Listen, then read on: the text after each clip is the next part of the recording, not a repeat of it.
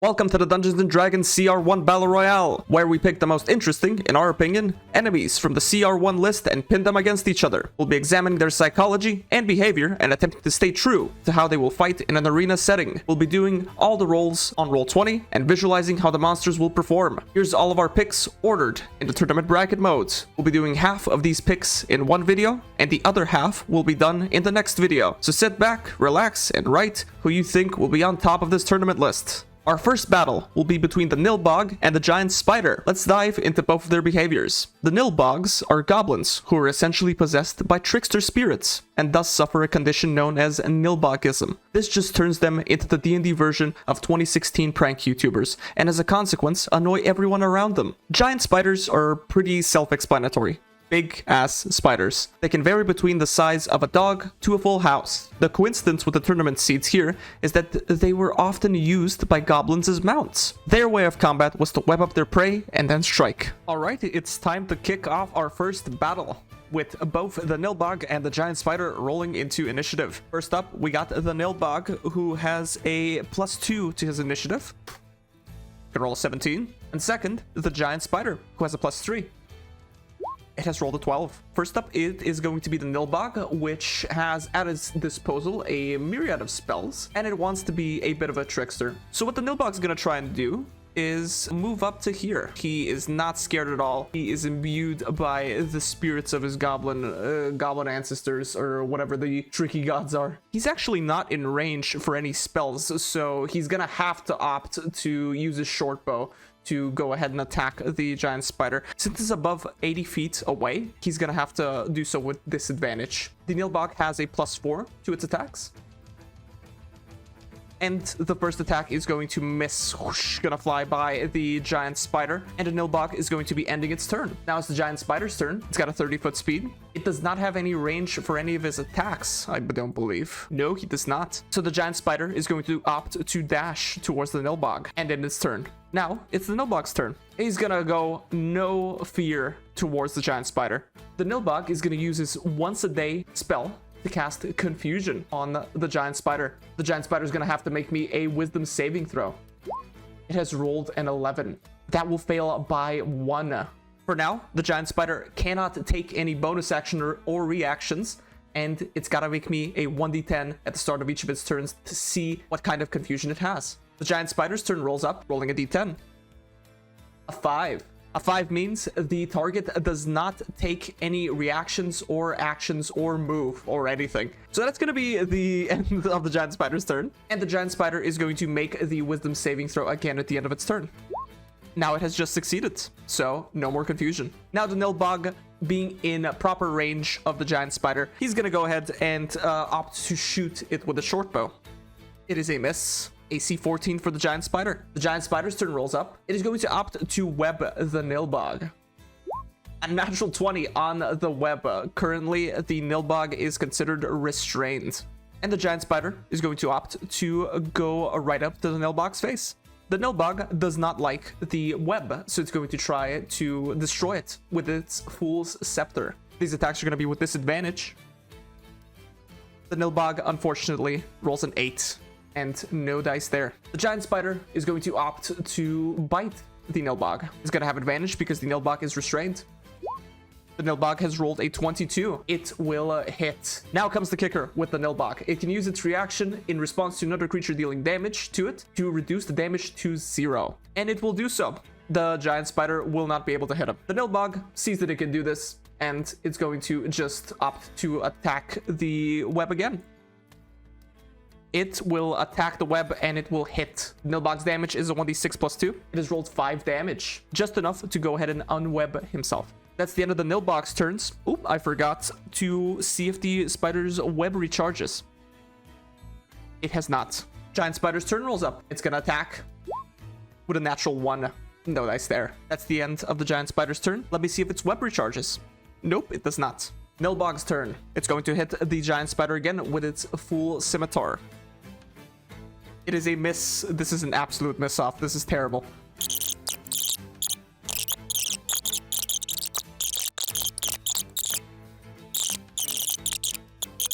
This is gonna take forever, Jesus Christ. Nilbog is gonna be hitting the spider again. And he just hits the first instance of damage in the entire fight. He's gonna roll a d6 plus 2. He rolled minimum damage. This is gonna take forever. Giant spider hitting him again. He hits. Nilbog reduces it down to 0. Nilbog is hitting the spider.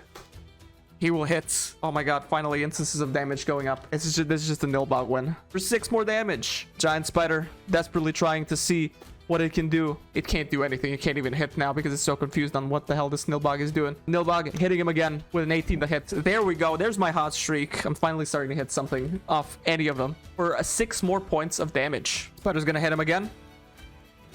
A 9 to hit. Spider's not doing too good. The Nilbog is going to retort. With a 23, it hits. For max damage, 8 more. The Nilbog is slowly but surely, annoyingly, just wearing this giant spider down. The giant spider is going to try and retort again. The 22 to hit. The Nilbog is going to reaction again and reduce the damage down to 0. Nilbog's turn. It is a 19, and I think even with minimum damage, this is the killing blow. And with this, that is enough to go ahead and kill the giant spider. With this, the Nilbog takes the first round. Our second battle is between the Bugbear and the animated armor.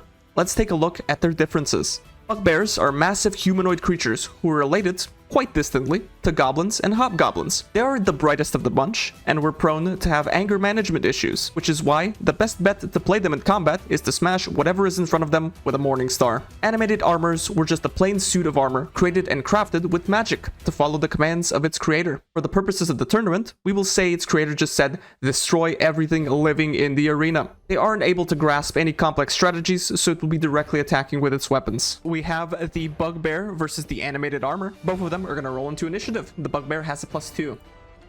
It's 13. The animated armor has a +0. It's an 18. Top of the round, the animated armor is going to make a beeline towards the Bugbear. The animated armor has multi-attack, so it can attack 2 times with its slam. First roll is an 8. Second roll is a 12. None of those hit the Bugbear's AC 16. It is now the Bugbear's turn. It's going to retort with its Morning Star. With a 22 that hits, it is going to roll 2d8 plus 2 damage. It is going to be 11 points of damage. With this, the animated armor is not resistant to this damage, so it is going to take the full brunt. The animated armor's turn rolls up. The animated armor is going to make 2 attacks towards the Bugbear. With an 11 and a 22, this time it hits. It will roll a 1d6 plus 2 for 6 points of damage. HPs are looking relatively similar so far. Bugbear's turn rolls up. It is going to opt to attack with its Morning Star. With a 20 to hit, it will hit for 13 more points of piercing damage. Now comes the animated armor's turn. It's going to slam twice. A 19 hits, and a 14 does not. It is going to deal 8 points of damage. Bugbear's turn, 1 more good hit, and the animated armor is down. It will roll a 7. The Bugbear will miss its first attack of the rounds, and that will end its turn. The animated armor is going to retort with 2 attacks, with a 12 and a 13. Both attacks miss. They're missing each other right now. Anybody can take it. Bugbear's turn rolls up. He's gonna roll again with his Morning Star. With a 12, he doesn't hit. Currently, it's very tense. The animated armor's turn rolls up. It is going to attack 2 times. 18 hits, 23 hits. For 4 points of damage, and for 8 points of damage, the Bugbear is on 1 HP. The Bugbear's turn rolls up. Can he make the comeback? It rolls an 18. That just hits the animated armor. It's gonna roll damage. For 9, just enough to take down the animated armor. And with this, the animated armor is down and out of the tournament. Bugbear takes the win.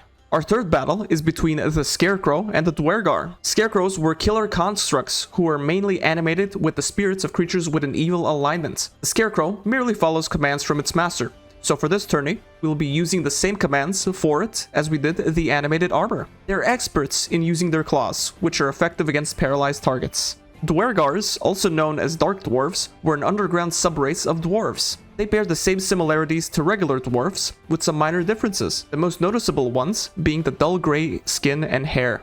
They're quite capable in combat, as most of them are fighters or rogues in terms of class, so using tactical wit would be a reasonable expectation from them in this battle. We have the Scarecrow versus the duergar. Scarecrow and duergar are going to be rolling into initiative. The Scarecrow has a +1 to its dexterity. It has rolled a 14. The duergar has a +0. And it has rolled a natural 1. The Scarecrow is going to be up. It is going to emit a terrifying glaze. Terrifying glare. Which means, within 30 feet of the Scarecrow, this target has to make a wisdom saving throw. It's got to beat a DC 11. The duergar has just beaten it, and the Scarecrow just has its commands, so it's going to run in. Duergar's turn rolls up. It is going to be magically enlarging itself. We're going to add a turn counter for the enlarge. The Scarecrow is going to make 2 claw attacks. It has a +3, 14, and a 17. The 17 will hit. It has a 2d4 +1 slashing damage. It has dealt 4 damage to the duergar. Each time the duergar gets hit with its claws, it's got to make a DC 11 wisdom saving throw or be frightened until the end of the Scarecrow's next turn. It has rolled a 4. It is now considered frightened. It is now the duergar's turn. It is carrying its scale mail and shield, so it's going to be making one-handed attacks with its war pick. A natural 20 to hit. It is going to deal 5 points of initial damage and an extra d8 for the crit. Big. 13 points of damage overall to the Scarecrow. The Scarecrow has resistances to bludgeoning, piercing, and slashing damage from non-magical attacks, and this is non-magical, so it's going to take half, which is 6. Oh, and then also an extra d8 for the enlarge. 3 more, which is going to be 1 damage reduced to the Scarecrow. Oh, I was not factoring in frightened. It would have been an attack with disadvantage for the war pick.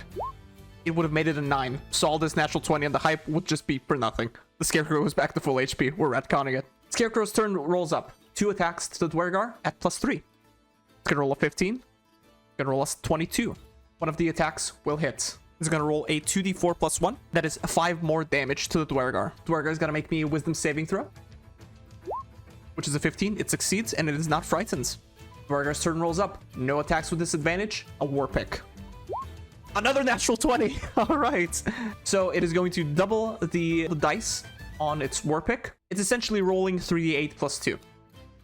19 damage total on the Scarecrow. It's going to be reduced to 9 because of its resistance. Scarecrow's turn rolls up again. It is going to make 2 attacks. It's a 17 and a 7. 1 attack will hit. It is going to roll 2d4 +1. That is 7 more points of damage to the duergar. It's not looking good for the duergar so far. It's going to make a wisdom saving throw. With a 9, it is going to be frightened again. The duergar, frightened. It is going to make a war pick with disadvantage attack. It's going to be a 13. It's a 13. It still hits though. So it's now going to be 2d8 +2 damage. 13 points of damage to the Scarecrow, halved to 6 because it's not magical. Scarecrow's turn rolls up. He's going to be making 2 attacks. It's a 12 and a 13. Both miss. Duergar, 1 more attack. 21 to hit. It will. 2d8 +2 damage. Gonna be 15 points of damage, halved to 7. Scarecrow's turn again. 2 more attacks. A 14 and a 20. It hits. It is going to be 5 points of damage. The duergar is on the ropes. Duergar's turn again. The duergar is going to hit with its war pick again. 23 to hit. It will. And more damage to the Scarecrow, halved to 5. Scarecrow, 2 more attacks. It's 22 to hit and a 14. 22 will hit. This could be the killing blow. 7 damage is enough to take out the duergar. With this, Scarecrow will take the fight and the duergar will die. Scarecrow's going to be moving on to the next round. The final battle for today will be between the Evil Mage and the Clockwork Defender. There isn't really a wiki for evil mages, so I'm going to assume this is just the spellcaster who just wants to see the world burn. They're 4th level spellcasters and have a good amount of combat spells in their repertoire. Their intelligence warns them to think tactically during combat. A Clockwork Defender is a mechanical quadruped that vaguely resembles a hound. Its eyes glow and can project intense but harmless beams of light. It tirelessly protects whatever its creator wants, and it can be programmed by its creator not to attack certain kinds of creatures. We'll be using the same commands as with the animated armor and the Scarecrow. Last round of the video is going to be the Evil Mage versus the Clockwork Defender. Evil Mage is going to roll into initiative. It has a +2 on its dex. It's going to be a 6. Clockwork Defender is going to be rolling to initiative. It has a +2 as well. 18. The Clockwork Defender is going to be barreling towards the Evil Mage. It's got a 30-foot speed, so it's going to use its dash to get 10 feet away from it. Evil Mage's turn rolls up. It's going to be firing a set of magic missiles towards the Clockwork Defender. It's going to be 3d4 + 3. They will automatically hit for 10 points of force damage. No resistances to any of this. And the Evil Mage, tactically, is going to retreat over to here. The Clockwork Defender is going to keep pursuing the Evil Mage. And now, he's going to be within 5 feet of him. The Evil Mage is going to use Shocking Grasp on the Clockwork Defender. It has a +5 to hit. A 17. That will just hit the Clockwork Defender.